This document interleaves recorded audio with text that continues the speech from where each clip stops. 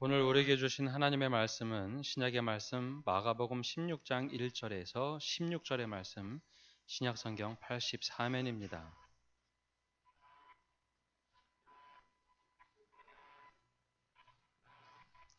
이제 하나님의 말씀을 봉독합니다.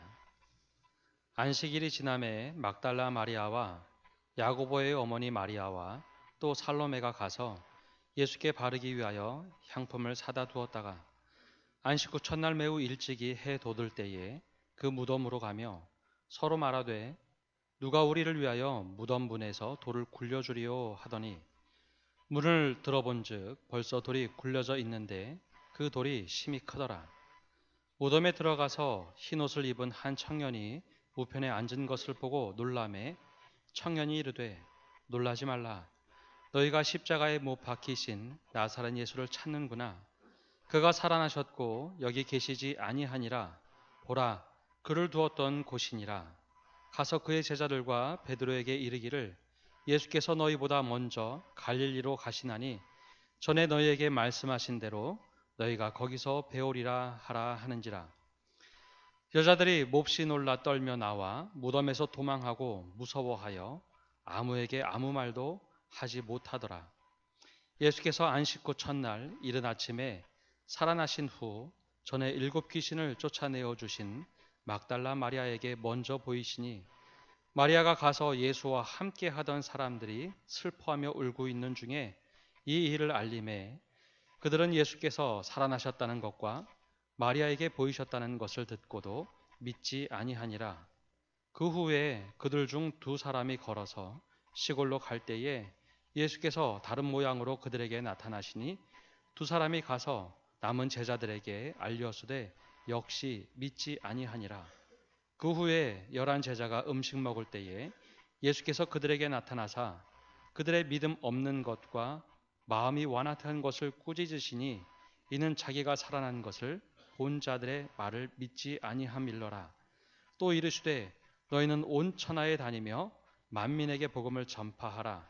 믿고 세례를 받는 사람은 구원을 얻을 것이요 믿지 않는 사람은 정죄를 받으리라. 아멘. 예수님이 부활하셨습니다. 우리 다 함께 한번 따라하겠습니다. 예수님이 부활하셨습니다. 예, 예수님이 부활하셨습니다. 우리도 부활의 영광에 늘 참여하는 성도들 되시기를 바랍니다. 그런 의미에서 옆 사람과 인사 나누겠습니다. 예수님과 함께 십자가에 죽고 예수님과 함께 부활의 삶을 살아갑시다. 아멘. 몇 년 전 박태환 선수가 올림픽에 출전을 해서 부정 출발로 위기에 처한 적이 있습니다.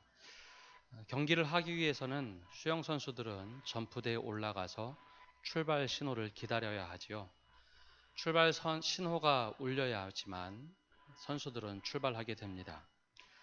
아무리 실력이 출중하다 할지라도 또한 준비가 잘 되어 있을지라 할지라도 신호가 울려야지만 출발하게 되어 있습니다. 이것은 심판과 선수들과의 약속이죠. 신호가 울리지 않으면 그 자리에 잠시 머물러 있어야 합니다. 예수 그리스도를 구주로 고백하고 믿는 것은 믿음의 경주를 위해서 선수가 출발점 위에 서 있는 것과 같습니다. 그리고 출발 신호를 기다려야 합니다. 마음대로 출발할 수 없고 또한 해서도 안 되는 것이죠. 믿음의 출발 신호는 예수 그리스도의 부활을 믿을 때 그 출발 신호가 들리게 됩니다. 믿음의 출발 신호를 듣고 믿음의 경주에 임하는 것, 이것은 예수 그리스도를 구주로 믿는 것뿐만 아니라 바로 출발 신호인 예수님의 부활을 믿을 때 믿음의 경주가 가능합니다. 간혹 예수님이 구주시다, 나의 구원자이시다 라는 것을 믿긴 하지만 예수님의 부활을 믿지 못하는 경우가 가끔 있습니다. 믿음의 경주를 위한 모든 준비와 훈련은 다 되어 있는데 믿음의 출발 신호, 즉 부활을 믿지 못하기에 경주에 온전히 임하지 못하는 경우가 있게 되죠. 믿음의 경주를 뛰고 싶어도 예수님의 부활을 믿지 못하면 믿음의 경주에 참여할 수가 없습니다. 이 경주는 아주 독특한 경주라서 1, 2등을 가리는 경주가 아니라 믿음의 경주는 모두가 1등이 되는 경주입니다. 완주만 하면 되는 경주이죠. 오늘 말씀을 통해 한 분도 빠짐없이 믿음의 출발 신호인 예수님의 부활 신앙으로 온전하게 믿음의 경주에 임하는 성도 되시기를 바랍니다. 지난 한 주간은 고난주간 특별새벽 기간으로 마태의 시선을 통해서 예수님의 고난의 길 그리고 주변에 있었던 일들을 함께 말씀으로 나눠보았다면, 오늘은 마가의 시선으로 예수님의 죽음과 그리고 부활 사건 그 현장으로 들어가 보고자 합니다. 예수님께서 살아계실 때 제자들에게 내가 죽고 사흘 만에 부활하리라 라는 이야기를 여러 번 해주셨습니다. 실제로 예수님께서 죽으시고 사흘 만에 부활하셨을 때 제자들의 반응이 어떠했을까요? 이 시대에 우리가 생각하기로는 예수님의 제자들의 반응은 상식선에서 굉장히 기뻐하고 또 영광이다 라고 생각했을 것 같지만, 사실 예수님의 제자들 가운데 예수님의 부활을 믿고 그것을 기뻐한 사람은 거의 없었다라는 겁니다. 이성적으로 생각하고 경험적으로 판단해 보아도 예수님의 부활은 불가능했던 일이었습니다. 지금 우리는 예수님의 부활을 기뻐하는 절기로 지키지만 제자들에게 안식 후 첫날 새벽은 굉장히 충격적이고 두려웠던 시간이었습니다. 목사가 이런 말을 하니 어찌된 일인가 하겠지만 복음서의 4개의 복음서는 예수님의 부활 사건을 기록할 때 제자들에게는 두려움이었다라는 이야기를 하고 있습니다. 마가가 전하는 이야기 속으로 들어가되 말씀을 전할 때 머릿속으로 그 장면들을 그려보시면서 말씀의 그 현장으로 들어가 보시기를 바랍니다. 안식일이 지나고 다음 날이 되었습니다. 즉 우리 시대로 이야기하면 우리는 주일이라 부르지만 일요일이 되었죠. 유대인들의 안식일은 금요일 저녁 6시부터 시작이 됩니다. 그리고 토요일 해 질 무렵까지 안식일이라고 부릅니다. 안식일에는 자신의 집에서 1km에서 2km 이상 걸어가면 안 되기에 어느 누구도 움직이지 않는 날이 안식일입니다. 예수님께서 십자가에 달리시고 돌아가신 이후에 여인들은 예수님께 가보고 싶었지만 다음날 안식일이었기에 그들은 꼼짝달싹 못하고 있다.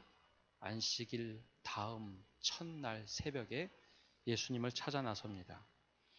해가 뜨기 전 이른 시간에 막달라 마리아, 야고보의 어머니 마리아, 그리고 살로메는 미리 사두었던 향유를 가지고 무덤을 향했습니다. 얼마나 마음이 급했을까요? 우리도 장례를 해보면 어떤 것을 확인하기 위해서 장례 일정을 3일간 내내 장례식장에 머무르게 되죠. 유대인들도 그런 문화가 있습니다. 그러나 안식일이어서 그곳에 가보지 못했으니 안식일 다음 날 새벽에 얼마나 마음 졸이며 그곳으로 달려갔을까 하는 겁니다. 예수님의 시신은 아리마대 요셉이 빌라도에게 가서 청혼을 하고 내가 장례를 모시겠다 하고 시신을 받았습니다. 그리고 자신이 준비한 새 세마포에 예수님의 시신을 쌓고 자신이 나중에 들어가고자 하는 새 무덤에 예수님을 안치했습니다. 그때 니고데모도 함께 와서 예수님의 장례를 돕게 되죠. 그때 이 세 여인들은 예수님 주변에 장례하는 모습을 보고 굴이 어딘지 다 살펴보았습니다. 안식 후 첫날 그곳에 열심히 달려가서 우리 손으로 직접 예수님의 마지막 길을 장례해야겠다 하고서 향유를 가지고 갔습니다. 우리나라와 달리 유대에서는 시신의 몸에 향유를 바르고 장례를 하는 문화가 있었죠. 마지막 순간은 우리의 손으로 직접 예수님의 장례를 치러야겠다 하고 무덤으로 달려갔습니다. 그 앞까지 달려가다가 이 여인들의 걱정거리가 생겼습니다. 무덤으로 가는 것은 문제가 없는데 당시 문화는 큰 돌이 무덤을 막고 있었기 때문이죠. 한번 사진을 보시면 장면이 나오는데요. 유대인들의 무덤은, 특히 귀족들의 무덤은 저렇게 컸습니다. 저 굴 안에 시신을 놓고 큰 돌을 막게 되죠. 저 돌은 장정 4-5명이 붙어야지만 움직일 수 있는 그런 돌입니다. 사진엔 나오지 않지만 돌이 막을 때는 저 밑에가 움푹 파여져 있기에 저 돌을 굴리는 것은 여간 힘든 것이 아닙니다. 여인들 3명이 갔으니 저 돌을 누가 옮겨주리요 하고 걱정을 하며 그 앞까지 갔습니다. 그런데 웬일인지 저렇게 돌이 열려 있었죠. 마태는 이 장면을 이렇게 묘사합니다. 마태복음 28장의 말씀을 보면 천사가 하늘에서 내려와 돌을 굴려내고 그 위에 앉아 있는데 그 모습이 번개 같고 너무 희어서 무덤을 지키는 자들이 너무 무서워 죽은 사람처럼 기절했다라고 기록하고 있습니다. 이 다급한 여인들의 눈에는 이 기절했던 군인들이 보이지 않았고 단지 무덤이 열려 있었다라고만 보여졌던 것 같습니다. 무덤에 급히 들어가 보니 예수님의 시신이 보이지 않고 한 청년이 그 옆에 앉아있는 모습을 보게 됩니다. 깜짝 놀랐죠. 예수님이 아니라 한 청년. 마태는 이것을 천사라고 이야기합니다. 인기척이를 느낀 청년이 말합니다. 6절 말씀을 풀어서 보면 이렇게 얘기하죠. 놀라지 마십시오. 여러분이 십자가에 못 박히신 나사렛 예수를 찾는군요. 그가 살아나셨고 여기 계시지 않습니다. 라고 이야기를 합니다. 그러면서 손을 가르쳐 예수님이 누워있던 그곳을 가르치게 됩니다. 너무 놀라 경직된 여인들에게 7절 말씀처럼 이렇게 얘기합니다. 가서 당신의 제자들과 베드로에게 이르기를 예수께서 너희보다 먼저 갈릴리로 가시나니 전에 너희에게 말씀하신 대로 너희가 거기서 배우리라 이야기를 해주죠. 가장 먼저 쓰인 복음서는 마가복음입니다. 마가복음은 마가는 우리에게 이 여인들이 얼마나 두려워했는가 8절에 이렇게 이야기합니다. 8절 말씀 함께 읽어보겠습니다. 여자들이 몹시 놀라 떨며 나와 무덤에서 도망하고 무서워하여 아무에게 아무 말도 하지 못하더라. 아멘. 여인들이 경험한 것은 두려움이었습니다. 분명 예수님께서 내가 죽고 사흘 만에 부활하리라 말씀하셨지만 여인들은 그 빈 무덤을 보고 두려워했습니다. 제자들에게 가서 이야기하라 했지만 이 이야기를 차마 잘 하지 못하는 것이 이 여인들이었죠. 요한은 이 장면을 이렇게 회상을 합니다. 요한복음 20장에 이렇게 기록되어 있죠. 안식 후 첫날 일찍이 아직 어두울 때에 막달라 마리아가 무덤에 와서 돌이 무덤에서 옮겨진 것을 보고 시몬 베드로와 예수께서 사랑하시던 그 다른 제자에게 달려가서 말하되 사람들이 주님을 무덤에서 가져다가 어디 두었는지 우리가 알지 못하겠다 하니, 원래 천사가 분명히 전하라고 했지만 좀 엉뚱한 이야기를 전했습니다. 사람들이 예수님의 시신을 치웠는데 어디 두었는지 모르겠다라는 이야기를 하죠. 정확하게 전달하지 못할 정도로 두려워했습니다. 천사가 했던 이야기, 그리고 전하라 했던 이야기를 제대로 전하지도 못하고 두려워했습니다. 공포감에 휩싸였죠. 예수님의 부활은 여인들과 제자들에게 모두 당혹스러운 일이었습니다. 예수님이 살아계실 때 이야기하셨지만 그 이야기를 이성적으로 믿지 못했던 것이죠. 아니, 한 번도 경험해 본 일이 아니기에 이것은 불가능한 일이라고 생각을 했습니다. 사람이 원래 그런 존재입니다. 우리의 이성이라는 이 범주 밖에 일어나는 일이 있으면 우리가 눈으로 보아도 그것을 믿지 못하고 들어도 듣지 못하는 상황에 빠지게 되죠. 아무리 객관적이고 과학적인 일이라 할지라도 우리는 우리 이성 밖에 일어나는 일들에 대해서는 우리가 상상조차 못하고 보아도 보지 못하고 들어도 듣지 못하고 아무리 경험해도 잘 경험했다 하지 못하는 것이 사람입니다. 예수님께서 미리 다 얘기해 주셨지만 제자들은 공포 가운데 빠졌습니다. 여인들의 이야기를 듣고 베드로와 요한은 깜짝 놀랐습니다. 요한복음에 그 다음 이야기들이 이렇게 기록이 되어 있습니다. 얼마나 달렸는지 요한이 먼저 무덤으로 달려갑니다. 함께 베드로도 뛰어갔습니다. 아마 젊었던 요한이 먼저 다름질하여 무덤에 도착하여 그 안에 이렇게 구부려서 보니 그 무덤 안에 세마포가 이렇게 놓여 있는 것을 보게 됩니다. 요한이 먼저 들어갈 수도 있지만 요한이 들어가지 않고 베드로를 잠시 기다려줍니다. 예수님의 수제자 베드로가 와서 직접 보아야 이것이 증거가 되겠다라고 생각했나 봅니다. 또한 수제자가 와서 보아야 이것이 권위가 있다라고 생각을 한 것 같습니다. 조금 뒤에 베드로가 오자 베드로는 아랑곳하지 않고 무덤 속으로 들어갑니다. 두 사람이 함께 들어가서 보니 세마포가 놓여 있고 그 얼굴을 덮었던 수건은 옆에 따로 놓여 있다라고 요한은 자세하게 기록해 놓았죠. 저게 어떤 의미인가 조금 풀어서 보면 세마포가 놓여 있다라는 것은 마치 번데기 안에 있던 나비가 빠져나가면 번데기 모습 그대로 있는 것처럼 세마포가 놓여 있었다라는 표현입니다. 또한 수건이 옆에 놓여 있다라는 것은 덮었던 수건을 예전 개역 성경에는 개켜 놓았다, 차곡차곡 접어서 옆에 놓았다라고 되어 있습니다.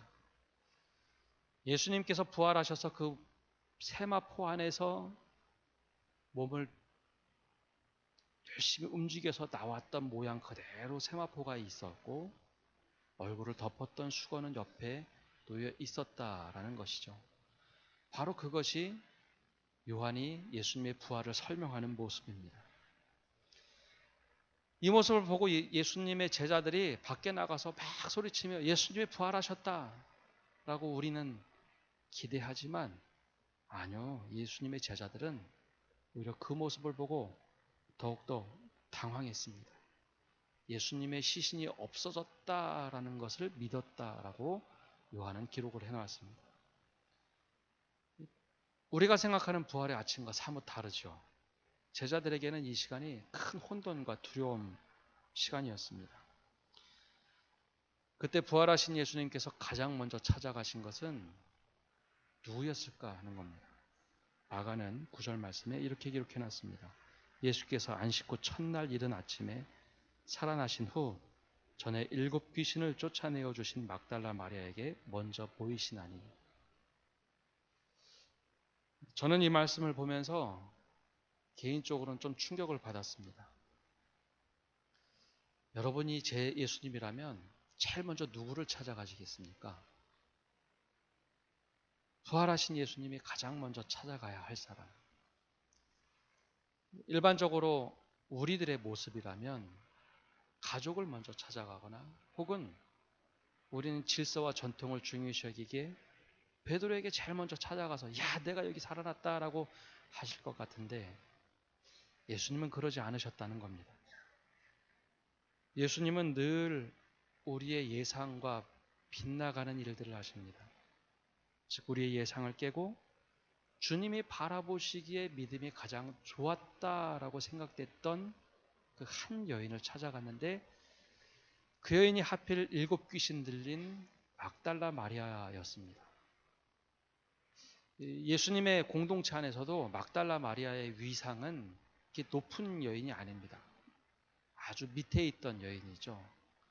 귀신 들린 여인이 아무리 예수님이 귀신을 쫓아냈다 할지라도 공동체에서 잘 인정받지 못했던 여인입니다. 그러나 그 여인의 믿음은 예수님 보시기에 아주 좋은 믿음이었던 것이죠.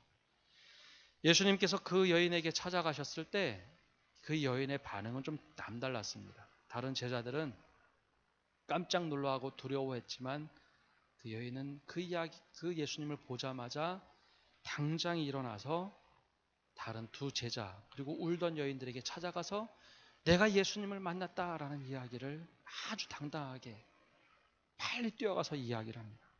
내가 예수님을 만났다라는 이야기를 하죠. 제자들은 믿지 못했어도 이 여인만큼은 믿음 그대로 가서 이야기하던 여인입니다. 만약 오늘 예수님이 부활하셔서, 아니 예수님이 다시 재림하셔서 우리의 믿음의 사람들에게 찾아오신다면 어떤 사람에게 찾아오실까 하는 생각을 해봅니다.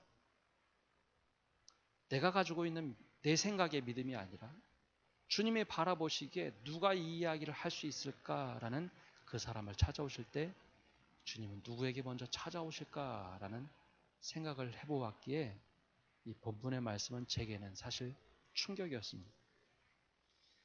마리아와 다른 제자들에게 막달라 마리아가 가서 이야기할 때 그 반응의 모습 11절부터 자세하게 기록이 되어 있습니다.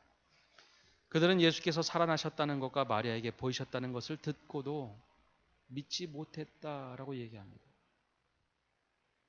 또한 엠마오로 낙향하는 제자들에게도 나타나셨을 때 그 제자들이 남은 제자들을 찾아가서 예수님이 부활하셨고 우리가 만났다라는 이야기를 할 때 13절의 마지막 말씀처럼 남은 제자들에게 알려주되 역시 믿지 아니하니라 라고 되어 있습니다. 이상하죠? 믿을 것 같은데 제자들이 믿지 아니했다라는 말을 반복하고 있습니다. 예수님께서 11제자가 음식 먹을 때에 예수께서 그들에게 나타나셨을 때 꾸짖었습니다.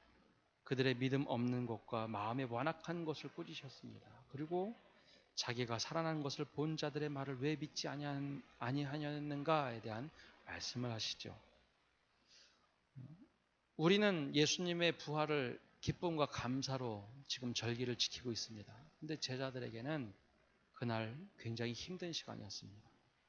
마가복음 16장에는 11절 마지막에도 13절 마지막에도 14절 마지막에도 다들 동일하게 반복하며 하는 이야기가 있습니다.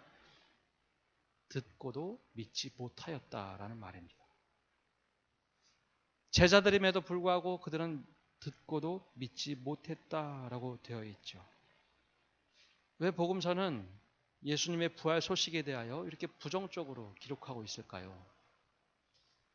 이렇게 이야기하면 예수님의 부활을 사람들이 믿을 수 있을까요? 복음서를 기록한 저자들은 예수님의 부활을 아주 담담하게 그 상황을 적어내려가고 있습니다.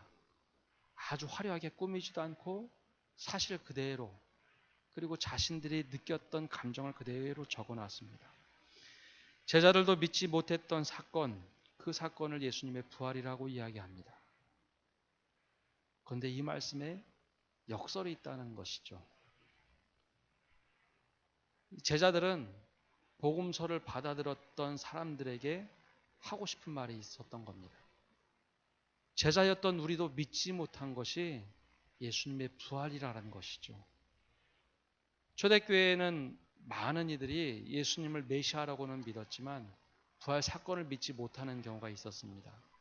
바울이 고린도 교회 편지를 보낼 때도 부활장이라고 해서 예수님의 부활을 믿지 아니하면 우리의 믿음이 헛것이다 라고 이야기할 만큼 부활을 믿지 못한 이들이 많았습니다.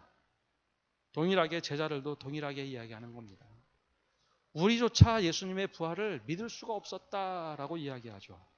그러나 우리가 부활하신 예수님의 몸을 보고 옆구리에 있는 창자국을 보고 손에 있는 못자국을 우리가 보고 나서야 예수님이 부활하셨음을 믿을 수 있었고 경험했다라는 고백을 하는 겁니다. 이것은 진실이고 사실이기에 화려하게 포장하지도 않았습니다. 그냥 사실을 담담히 이야기할 뿐입니다. 아주 소박하게 이 일을 이야기하고 있죠. 예수님의 부활은 제자였던 우리들도 의심하는 거였기에 여러분들도 의심하는 것이 당연한 일이다라고 이야기하는 겁니다. 그러나 우리가 부활하신 주님을 만났기에 이것은 진실이고 이것은 사실임을 초대교회 교인들에게 이야기하는 것이 오늘 마가복음 16장에 나오는 이야기입니다. 우리가 증인이라는 것이죠.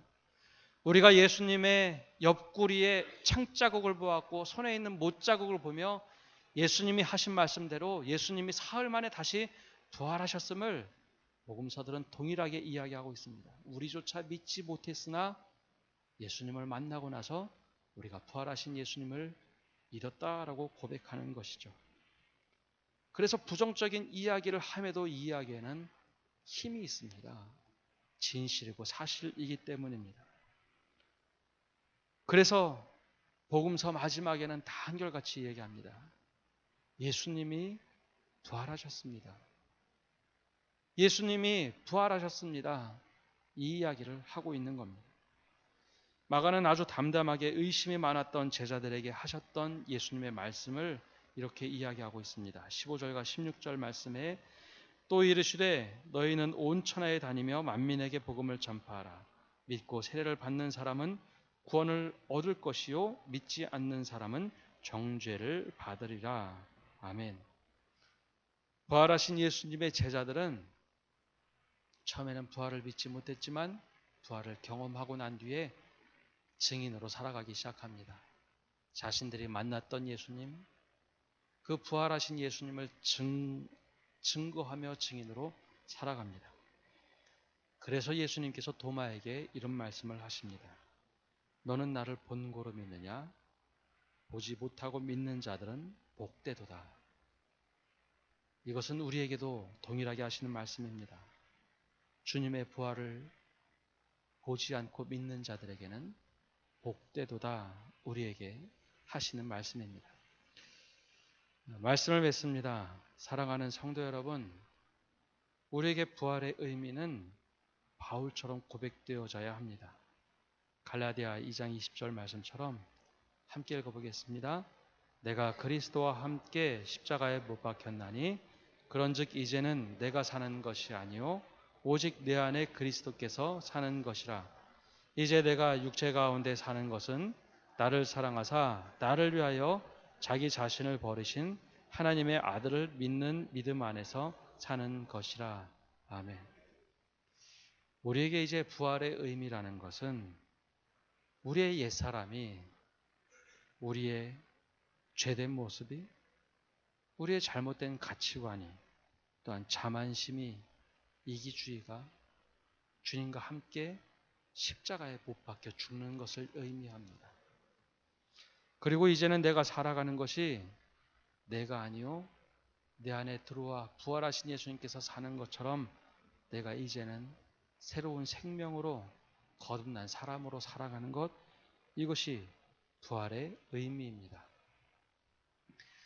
우리는 세상 사람들처럼 일요일이라 하지 않고 주일이라고 이야기합니다. 이 주일이라는 의미는 예수님께서 부활하신 날로 주님의 날, 그래서 주일이라고 부르죠. 매 주일은 작은 부활이 있는 날입니다. 그 이야기는 우리 영혼이 혹 죽어가고 있다면, 아니 죽었다면 주일마다 내 영혼이 다시 살아나는 주일을 의미합니다. 내가 이제는 십자가에 못 박혀 죽고 내가 사는 것이 아니라 내 안에 살아계신 주님이 살아가도록 하는 것, 이것이 매주일 우리는 부활을 경험하는 삶입니다.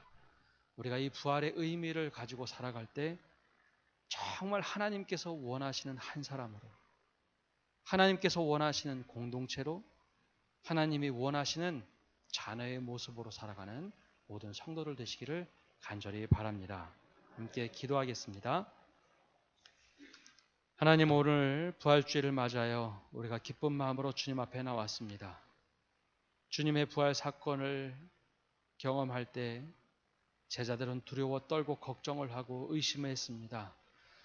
그러나 부활하신 주님을 만나고 그 모든 의심이 사라지고 부활하신 주님을 고백하며 증인으로 살았던 것처럼 우리 또한 예수님의 부활을 믿고 살아가는 저희가 되게 하여 주옵소서. 도마에게 하셨던 말씀처럼 보지 못하고 믿는 자에겐 복되도다 말씀하셨사오니 우리의 삶이 보지 않고 주님을 믿는 그 믿음으로 복되게 하여 주시고 이제는 내가 사는 것이 아니라 내 안에 살아계신 예수 그리스도로 사는 거듭난 삶을 살아가도록 우리를 인도하여 주옵소서. 이 모든 말씀 예수님의 이름으로 기도합니다. 아멘.